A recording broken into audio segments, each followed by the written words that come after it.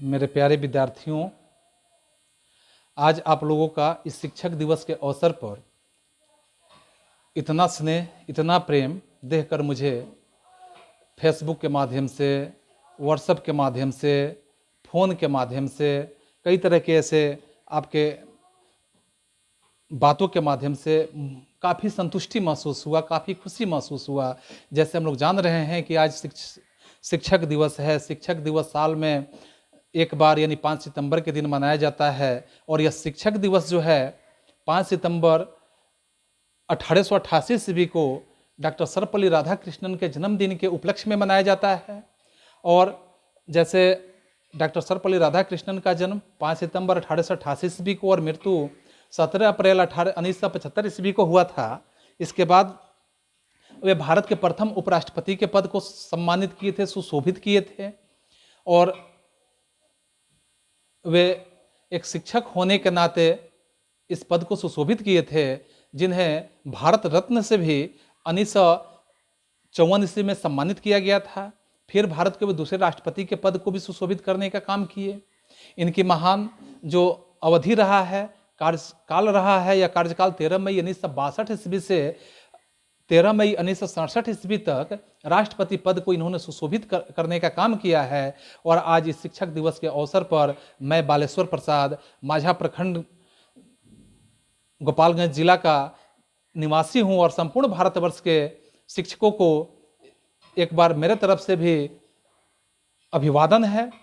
और साथ साथ जो अभिभावकगण हैं, विद्यार्थी हैं, सरकारी और गैर सरकारी जो लोग भी सदस्य हैं, जो लोग भी भारतवर्ष के नागरिक हैं, सभी नागरिकों को, सभी व्यक्तियों को, सभी अभिभावकों को एक बार मेरे तरफ से अपार प्रेम। आज का दौर जो है हम देख रहे हैं, आज के दौर में यह दौर जो है जुआ बेरोजगारी का एक मुद्दा बना हुआ है। जुआ बेरोजगारी के मुद्दे में आपको यह भी देखने के लिए मिल रहा है, कई तरह के जो जुआ वर्ग के लोग हैं या अपने अपनी बातों को हम लोग के बीच में प्रस्तुत कर रहे हैं। तो यहाँ मैं वैसे जुआओं का अपने हृदय से उनकी भावनाओं का कद्र करता हूँ। खासकर आज का जो परिवेश है, इस परिवेश में हम देखेंगे कि यह आर्थिक आज का परिवेश है। इस परिवेश में अधिक से अधिक यहाँ सेक्टर आपको देखने के लिए जरूर मिलेगा कि यह सभी सेक्टर जो हैं ज़्यादा से ज़्यादा यह निजीकरण की तरफ बढ़ते जा रहे हैं। यह निजीकरण की बीमारी लगी हुई है पूरी सरकार की, चाहे वह सरकार किसी की भी क्यों ना हो, तो निजीकरण की तरफ बढ़ते जा रही है। जो सरकारी क्षेत्र है वह भी तो आपको देखने के लिए सरकारी मात्र रह गया है, लेकिन निजीकरण से वो भी कम नहीं है, क्योंकि इसमें काम करने वाले जो कर्मी हैं उनके साथ भी निजीकरण की तरह ही व्यवहार किया जाता है। सरकारी जो सुविधा है वैसे सुविधाओं से इनको वंचित होना पड़ रहा है।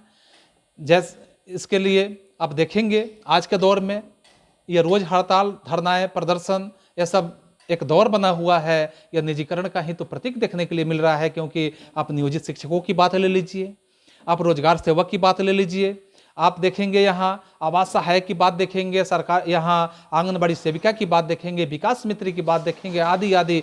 हर एक सेक्टर में तो यही चीज़ देखने के लिए मिल रहा है। जो काम करते हैं सरकारी सेवाओं में, सरकारी संस्थाओं में, लेकिन वह निजीकरण से भी बदतर दशा में बने हुए हैं। यहाँ तक कि शिक्षा की प्राप्ति आज के परिवेश में ऐसा प्रतीत होने लगा है। क्या प्रतीत हो रहा है हम लोगों को कि यह शिक्षा प्राप्त करना शायद जिंदगी का एक गलत डिसीजन तो नहीं था, क्योंकि शिक्षित होने के बाद किसी सेक्टर में काम तो किया नहीं जा सकता है। अच्छे शिक्षा हासिल करने के बाद यहाँ इस तरह की समस्याएं बनी हुई है। फिर भी अगर कहा जाए जिंदगी तो है, इस जिंदगी को जीना तो पड़ेगा, चाहे जिस रूप में जीना पड़े। यह जिंदगी जीने के लिए हमें मजबूरन जीना ही पड़ेगा, खुशी से जीना पड़ेगा, या लाचारी से जीना पड़ेगा, या बहुत ही आरामदेह जीना पड़ेगा। जिंदगी तो जीना है तो जीना ही पड़ेगा। इसलिए विद्यार्थियों के बढ़ रहे इस रोजगार संबंधी मांग का, यानी जो युवा वर्ग के साथीगण हैं, उन साथियों के इस मांग का मैं भी जोरदार समर्थन करता हूं। और आज के वातावरण में हम देख रहे हैं, आज के परिवेश में यह देखने के लिए मिल रहा है कि कोरोना जैसी एक समस्या है जो संपूर्ण देश में ये जुड़ा हुआ है, संपूर्ण देश को ये अपना इस विकराल काल में समेटा हुआ है। यह हमारा देश ही नहीं बल्कि हम कहें तो पूरा विश्व इसके चपेट में बना हुआ है।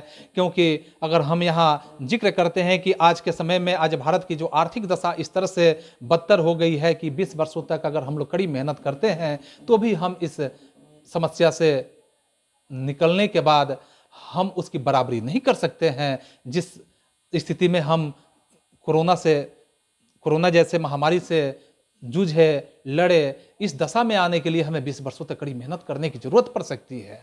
फिर भी हम इसकी बराबरी करेंगे इतना कोई ज़रूरी नहीं है। फिर भी इधर हम यहाँ पूरे देश की बात छोड़िए, फिर हम बिहार में आते हैं। बिहार की दशा को देखते हैं। यहाँ की समस्या तो दिन प्रतिदिन और समस्याएं ग्रसित होते जा रहा है।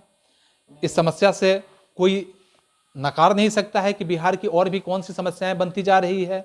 जैसे आप देखेंगे इस समस्या में बिहार की दशा तो और बद से बदतर होते जा रही है। आपको पता चलेगा, जैसे एक उदाहरण लेंगे कि यहाँ बाढ़ की समस्या से बिहार ग्रसित है। ऐसे भी तो हम सब जीके में पढ़ते हैं कि बिहार का शोक जो आपका कोसी नदी होता है, फिर ऐसे कई नदियां बिहार को तो प्रत्येक साल प्रभावित करती ही हैं। आज इस दौर में हम देख रहे हैं कि कोरोना जैसे महामारी से लड़ते हुए यहाँ हम नदियों के चपेट में, हम बाढ़ के प्रकोप में यहाँ घिर गए। अब इससे कब तक हम उबरेंगे, हमारे बिहार वाले कब तक उबरेंगे? इसके लिए तो हम लोगों को कड़ी मेहनत करके इसकी भरपाई करनी ही पड़ेगी। एक उदाहरण रूप में हम देखेंगे कि चाहे कोई दुर्घटनाएं हो जाती है, यह भी एक तरह की हम लोगों के बीच में प्राकृतिक दुर्घटना ही मानी जा सकती है, चाहे बाढ़ है चाहे कोरोना है। तो दुर्घटनाएं जब होती है उस समय तो शायद समझ में बहुत कम आता है, लेकिन जब दुर्घटनाएं हो जाती है उसके बाद जब चोटिल घाव बन जाता है और वह घाव का रूप जब पकड़ लेता है तो वह घाव क्या होता है कि बहुत कष्टकर होता है। बहुत दिनों तक उसका कष्ट बना रहता है, वह सही होने में कुछ समय लग जाता है। तो वही स्थिति हम लोग की बनी हुई है। खैर, हम यहाँ पे सिर्फ दुख ही नहीं रोएंगे, दुख रोने के साथ साथ हम इससे निपटने का प्रयास भी करेंगे। हम हर एक जुआ लोगों को अपने तरफ से आग्रह भी करेंगे कि हम अपने तरफ से इस सरकार संबंधी समस्या के लिए हम भी कदम से कदम मिला के यहाँ व्यवस्था में लगें, व्यवस्था के साथ जुड़ें, काम करने का प्रयास करें। क्योंकि आज विद्यार्थियों के प्रति थोड़ी सी सहानुभूति के साथ में यहाँ माझा प्रखंड के जो विद्यार्थी हैं उनके लिए एक राहत भरी खबर मैं देने का प्रयास कर रहा हूँ। यह राहत भरी खबर जो है कि इस साल जो भी विद्यार्थी 10वीं और 12वीं बोर्ड की परीक्षा में सम्मिलित हो रहे हैं, इस वर्ष में जो भी विद्यार्थी सम्मिलित होने वाले हैं उनके लिए एक सुविधा के रूप में हम यहाँ निःशुल्क शिक्षण व्यवस्था का प्रबंध करने जा रहे हैं। और यह निःशुल्क सुविधा जो है, निःशुल्क शिक्षण व्यवस्था जो है, जो लॉकडाउन के उपरांत उसके अगले दिन ही शुरू किया जाएगा। लेकिन वह अगर जो भी विद्यार्थी इस मेरे सुविधा से जुड़ना चाहते हैं वे मेरे दूरभाष संख्या से संपर्क स्थापित कर सकते हैं। यह दूरभाष संख्या मेरे फेसबुक के माध्यम से भी आपको मिल सकते हैं, या यहाँ पे हम बोर्ड पे दर्ज कर चुके हैं कि दूरभाष संख्या जो है यहाँ इस सुविधा के माध्यम से आप हमसे जुड़ सकते हैं। या आप ऐसे ड्रीम्स पब्लिक स्कूल के कैंपस में भी हमसे संपर्क कर सकते हैं।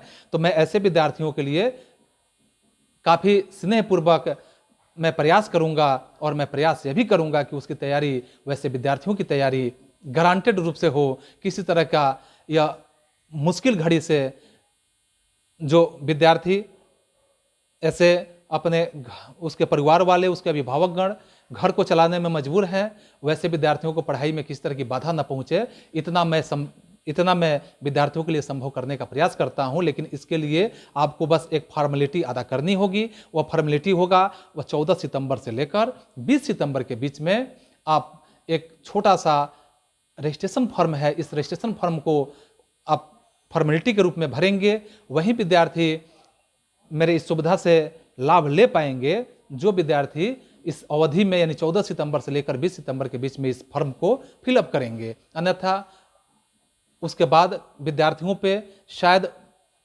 जो निःशुल्क की सुविधा है उस पर विचार संभवतः नहीं किया जाएगा। और इस तरह से मैं यहाँ माझा प्रखंड को इसलिए निश्चित रूप से बताया ताकि मैं माझा प्रखंड का निवासी हूँ और मेरे प्रखंड के जो करीबी विद्यार्थी हैं वो इसका लाभ लेंगे। दूर के विद्यार्थियों को लाभ लेने में थोड़ा सा मुश्किल हो सकता है, लेकिन मैं किसी तरह का उनके लिए बाउंडेशन नहीं लगा रहा हूं कि वो इसके सुविधा नहीं ले सकते हैं। यदि वो माझा में रहते हैं, मुझसे संपर्क स्थापित हो पाता है, तो उनको भी सुविधा देने से हम भागने वाले नहीं हैं, वे हमसे सुविधा ले सकते हैं। मैं चाहूँगा कि मेरे तरह और भी जगह पे इस तरह की जो समस्याएं हैं, वैसे समस्याओं से विद्यार्थियों को सुविधापूर्वक जिससे भी संभव हो पाता है, जितना हो पाता है उतना वो प्रदान करने का काम करें।